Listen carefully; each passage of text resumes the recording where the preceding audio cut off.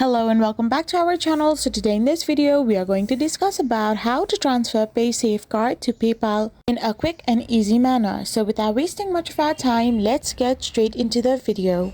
So if you open your PayPal account, you don't have a direct way to transfer your Paysafe card to your PayPal currently. You need to use a third-party app like Wise to send it. So simply open Wise and open an account in that particular app.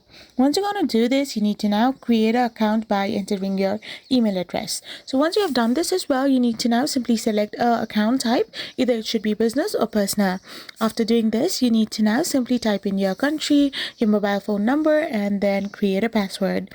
After all the steps are verified, you will be able to simply tap on the open option and add in your Paysafe card in the Wise app, which will allow you to send your Paysafe card to your PayPal directly through the help of Wise. I hope you found this video helpful, so don't forget to hit that subscribe button and do give us a thumbs up. We will be back again with more informative videos. Thank you for watching.